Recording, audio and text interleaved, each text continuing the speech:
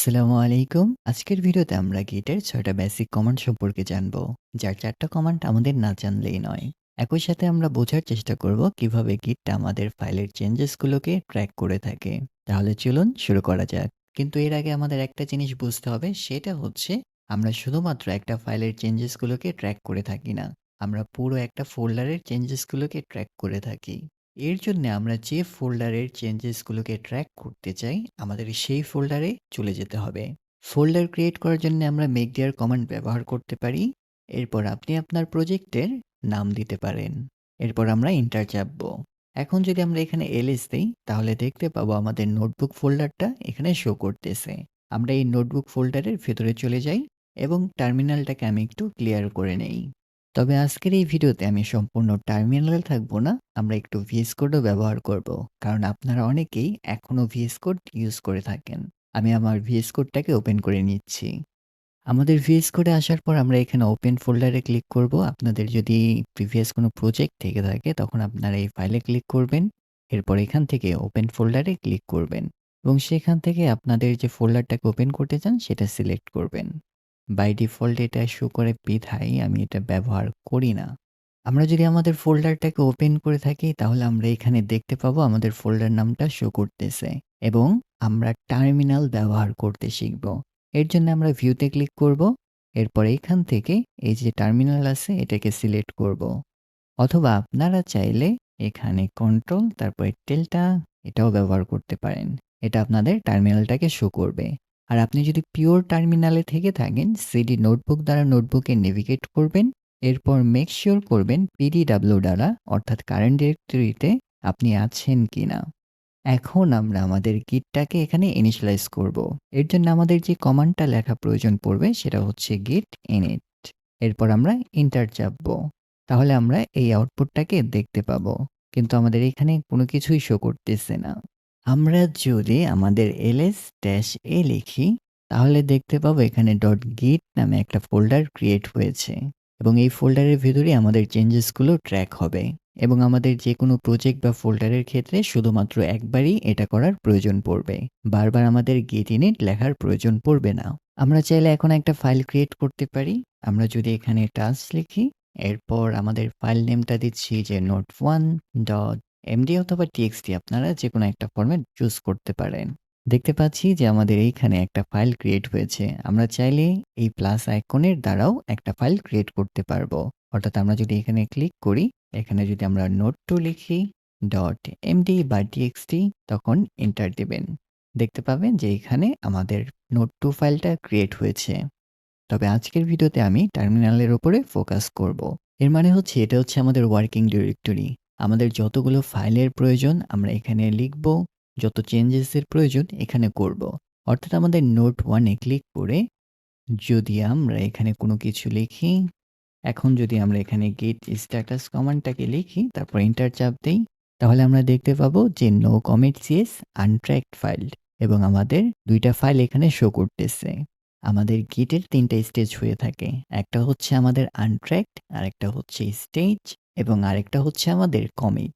এখানে আমাদের আনস্টেজ বা আনট্র্যাকড এর মানে হচ্ছে আমাদের ফাইলগুলোকে কমিটের জন্য এখনো প্রস্তুত করা হয়নি। কমিট প্রস্তুত করার জন্য আমরা git add কমান্ডটাকে ব্যবহার করে থাকি। অর্থাৎ আমরা যদি এখানে git add এরপর আমাদের ফাইল নেমটাকে লিখি, সেটা হচ্ছে আমাদের note1.md, এরপর আমরা এন্টার চাপ দেই, তাহলে দেখতে পাবো যে আমাদের এই ফাইলটা একটু ডাউন হয়ে গেছে। git add কমান্ড দ্বারা আমাদের ফাইলটা কমিটের জন্য প্রস্তুত হলো। কিন্তু এখন যদি আমরা git status কমান্ডটাকে ব্যবহার করি, তখন আমরা দেখতে পাবো যে চেঞ্জেস টু বি কমিটেড আমাদের নোট1 এবং আমাদের নোট2 এখনো আনট্র্যাকড আছে। কেননা আমরা git add দ্বারা শুধুমাত্র আমাদের নোট1 টাকে অ্যাড করেছিলাম। আমরা চাইলে আমরা একইভাবে git add নোট2 এটাও লিখতে পারি, এরপর এন্টার দিতে পারি। এখন যদি আমরা git status কমান্ডটাকে রান করি, তাহলে দেখতে পাবো যে চেঞ্জেস টু বি কমিটেড, অর্থাৎ এখন আমরা কমিট করতে পারবো। আমরা কি বারবার এই এক করে ফাইলকে কমিট করব? আসলে তা না। আমরা সবগুলো ফাইলকে একসাথেও কমিট করতে পারি বা আমরা সিলেক্ট করতে পারি। অর্থাৎ আমরা যদি এখানে একটু চেঞ্জ করে সেভ করি এবং নোট2 তেও আমরা সামথিং লিখি, তারপর সেভ করি। এরপর আমরা এখানে git status লিখব। দেখতে পাচ্ছি যে আমাদের চেঞ্জেস টু বি কমিটেড, কিন্তু আমরা ২ টা ফাইলেই চেঞ্জ করেছি। এর কারণে আমাদের এখানে মডিফাইড অপশনটা চলে আসছে। এখন যদি আমরা ২ টা ফাইলকেই এড করতে চাই, তখন আমরা git add note1.md আবার note2.md এভাবেও করতে পারি। কিন্তু আমরা যদি অলস প্রকৃতির হয়ে থাকি, আমরা জাস্ট git add ডট দেব। তাহলে আমাদের ফোল্ডারে সবগুলোই এড হবে। অর্থাৎ আমরা যদি এখন এন্টার চাপ দেই এবং git status লিখি, তাহলে দেখতে পাচ্ছি যে ২ টাই এড হয়ে গিয়েছে। আমাদের যদি এখানে ফোল্ডার থাকতো, অর্থাৎ মেক ডিয়ার, ধরা যাক আমাদের একটা রেপো আছে যে নোটস, যে আমাদের নোটস নামে একটা ফোল্ডার আছে। এখন যদি আমরা git status লিখি, তাহলে কি আসতে পারে? আমাদের কোনো চেঞ্জেস বা মডিফাই কিন্তু শো করতেছে না। আমরা একটা জিনিস মাথায় রাখবো, আমাদের এমটি ফোল্ডার কিন্তু কখনো ট্র্যাক হয় না। আমরা যদি আমাদের এই ফোল্ডারের ভেতরে একটা ফাইল ক্রিয়েট করি, যে plan.md, এবং এখানে কিছু থাক, এবং এখন যদি আমরা git status লিখি, তখন দেখতে পাবো যে আমাদের এই নোট ফোল্ডারটা আনট্র্যাকড হয়ে আছে। আমরা এটাকে অ্যাড করার জন্যে git add এবং পুরো ফোল্ডারের জন্য নোটস এভাবে লিখতে পারি। এরপর যখন আমরা এন্টার চাপবো, তখন আমাদের এই নোট ফোল্ডারটাও কমিটের জন্য প্রস্তুত হয়ে গিয়েছে। তাহলে চলুন আমরা এখন একটা কমিট লিখি। কমিট লেখার জন্য আমরা git commit, এরপর আমরা কি মেসেজ লিখতে চাই, অর্থাৎ প্রিভিয়াস ভিডিওতে আমি বলেছিলাম আমাদের প্রত্যেকটা কমিট মেসেজে একটা ইউনিক আইডি গ্রহণ করে, আমাদের অথরকে ট্র্যাক করে, টাইম স্ট্যাম্প গ্রহণ করে এবং চাইলে আমরা ডেসক্রিপশনে অ্যাড করতে পারি। এই ডেসক্রিপশন অর্থাৎ মেসেজ অ্যাড করার জন্য আমরা -m লিখি এবং এর মাঝে আমরা আমাদের মেসেজটাকে লিখতে পারি এবং তারপর আমরা এন্টার চাপবো এবং আমাদের আউটপুট দেখতে পাচ্ছি যে আমাদের মাস্টার, এটা হচ্ছে আমাদের ব্রাঞ্চ নেম। আমি পরবর্তী ভিডিওতে ব্রাঞ্চ সম্পর্কে কথা বলবো। তবে এরপর আমরা দেখতে পাচ্ছি 3 ফাইল চেঞ্জেস, 2 ইনসারশন এবং আমাদের 3টা ফাইল এখানে অ্যাড হয়েছে। এখন যদি আমরা git status কমান্ডটাকে রান করি, দেখতে পাবো যে on branch master nothing to commit, working tree clean. যদি এটাকে আমি একদম সহজ ভাষায় বলি, আমরা যে ফোল্ডারের ফাইলগুলোর চেঞ্জেসগুলোকে ট্র্যাক করতে চাই, সেখানে আমরা git init লিখব এবং এটা শুধুমাত্র একবারই লিখব।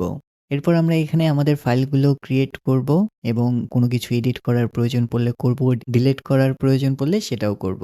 এর পরের যে কাজটা হচ্ছে সেটা হচ্ছে আমাদের ফাইলগুলোকে অ্যাড করা। অর্থাৎ আমাদের যে ফাইলগুলো চেঞ্জেস হয়েছে সেগুলোকে আমরা অ্যাড করব git add কমান্ড দ্বারা। এর দ্বারা আমাদের ফাইলগুলো কমিটের জন্য প্রস্তুত হলো। এরপর যখন আমরা git commit m লিখব, আমরা যে ফাইলগুলো অ্যাড করেছি একের পর এক, সেই ফাইলগুলোই কি হবে? কমিটে ইনক্লুড হবে। এখন যদি আমরা আমাদের মাই প্ল্যানের ভেতরে এখানে কোনো কিছু লিখি, যে রেকর্ড ভিডিও, যে এটা হচ্ছে আমাদের একটা প্ল্যান, যে আজকে আমি কি করব, এবং এটাকে আমি সেভ করলাম। এখন যদি আমি এখানে git status কমান্ডটাকে লিখি, তাহলে দেখতে পাবো যে আমাদের একটা ফাইল মডিফাই হয়েছে এবং এটা রেড কালারের।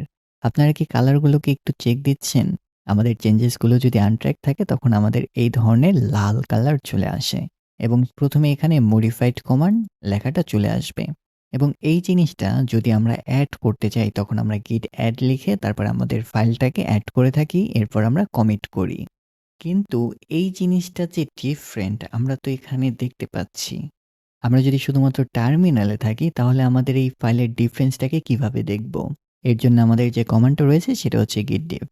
আমি এটাকে ক্লিয়ার করে যদি আমাদের git diff কমান্ডটাকে রান করি, তাহলে দেখতে পাচ্ছি যে আমাদের নোটসের ভেতরে এখানে প্লাস একটা গ্রিন সাইন আছে, অর্থাৎ গ্রিনের মানে হচ্ছে আমাদের ফাইলে অ্যাড হয়েছে। যদি রিমুভ হয়, তাহলে সেটা লাল হবে। অর্থাৎ আমি যদি আমার এই নোট 1 এ যাই এবং এখান থেকে এইটুকু শুধু রিমুভ করব এবং এটাকে ক্লিয়ার করে আবার যদি git diff কমান্ডটাকে রান করি, আমরা দেখতে পাচ্ছি যে আমাদের প্রথমে যে নোট 1 টা ছিল এবং সেখান থেকে আমরা রিমুভ করেছি, অর্থাৎ আমাদের এই অবস্থানটা ছিল, এই অবস্থানে চলে আসছে। এবং আমাদের নিচে যাওয়ার জন্য আমরা এন্টার প্রেস করতে পারি এবং আমাদের নোটের যে প্ল্যান আছে, আমাদের plan.md যে ফাইলটা ছিল, সেইখানে আমরা এই জিনিসটাকে অ্যাড করেছি। এর জন্য এটা গ্রিন এবং আমাদের উপরে যেটা ছিল সেটা কিন্তু রেড ছিল। রেড মানে হচ্ছে রিমুভ হয়ে গিয়েছে এবং গ্রিন মানে হচ্ছে অ্যাড হয়েছে। এবং এইখান থেকে আপনারা বের হবেন কিভাবে? কিউ প্রেস করলেই বের হয়ে যাবেন। এবং এই সবগুলোকে আমরা এড করতে পারি অর্থাৎ git add ডট দিয়ে সবগুলোকে এড করব এবং এটাকে ক্লিয়ার করে নেই। এখন যদি আমরা git status কমান্ডটাকে লিখি, দেখতে পাবো আমাদের ২ টা ফাইলই মডিফাই হয়েছে। আমরা যদি git commit দিয়ে আমাদের মেসেজটাকে লিখি যে added my plan, এরপর এটাকে ক্লিয়ার করে git status কমান্ডটাকে লিখব, দেখতে পাবো যে আমাদের nothing to be commit আছে। এখন আমাদের কমিট করা শেষে আমরা কিভাবে বুঝবো যে আমরা কতগুলো কমিট করেছি? আমরা এই জিনিসটাকে ক্লিয়ার করে যদি git log দেই, তাহলে কিন্তু আমাদের কমিট হিস্ট্রিটা এখানে দেখতে পাবো। এবং এখানে আমরা দেখতে পাচ্ছি যে আমাদের লেটেস্ট যে কমিটটা সেটা কিন্তু ১ম এ শো করবে। অর্থাৎ আমাদের কমিটের লিস্টটা ডিসেন্ডিং আকারে শো করে। এবং আমরা আমাদের কমিটের যদি খেয়াল করি, আমাদের কমিটে একটা ইউনিক আইডি রয়েছে। আমাদের অথর আছে ইয়াসিন শেখ এবং আপনারা এখানে আপনাদের ইমেইলটা শো করবে। আমার ক্ষেত্রে আমি ইমেইলটাকে হাইড করে দিয়েছি যেন কেউ দেখতে না পারে এবং আমরা কখন কমিটটা করেছি। এবং আমাদের যে কমিট মেসেজটা ছিল সেটা কিন্তু এখানে শো করতেছে।